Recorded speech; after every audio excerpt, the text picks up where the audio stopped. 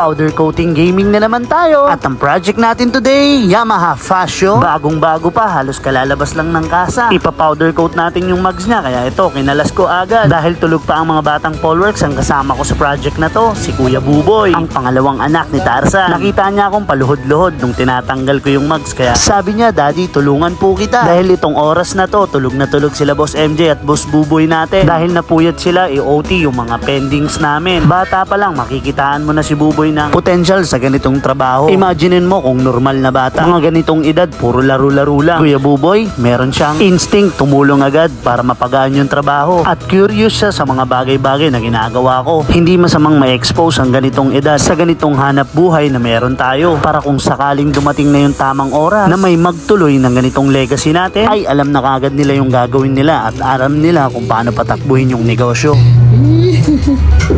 Tanggal na.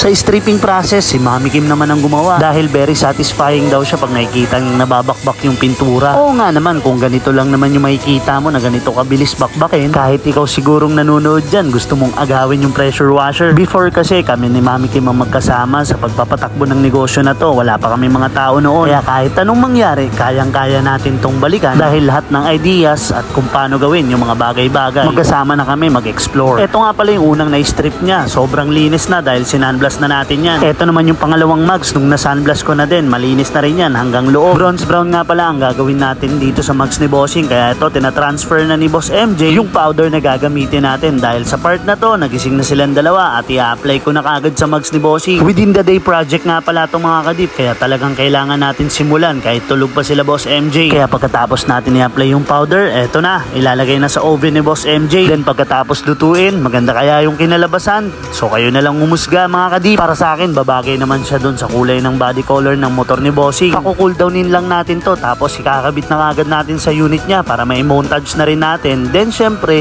client feedback. At pagkatapos ng cooldown, ibabalik naman ngayon ni Boss Rodel yung mga bearing niya. Then rekta, final output. So ayun guys, tapos na yung project natin ay Yamaha Fascio. So check natin dito. Boss MJ.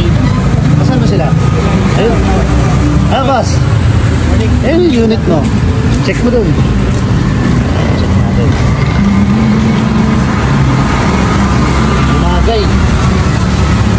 Diba? Highlights eh.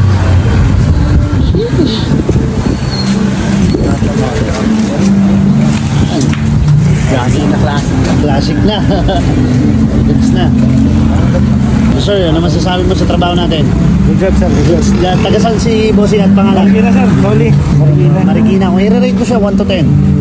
Pwede na sa 10. Pwede na sa 10. Yan. So, yun. Maraming salamat, boss. Thank you po. Ingat po kayo. Baka may gusto kayong shoutout. Wala naman, sir. Sir, boss. At ayun nga guys, tapos na yung project natin ay Yamaha Fascio. Medyo mahihain lang sa camera si Bossing pero nakita nyo naman yung ngiti niya. Maraming salamat po Bossing sa pagdayo from Marikina to Antipolo. Soon kung loobin ng Panginoon, magtatayo rin tayo ng powder coating dyan para hindi na kayo lumayo. Kaya sa mga mag-walk-in, punta lang po kayo. Makikater natin lahat yan. So paano? Kita-kits next vlog. To God be the glory.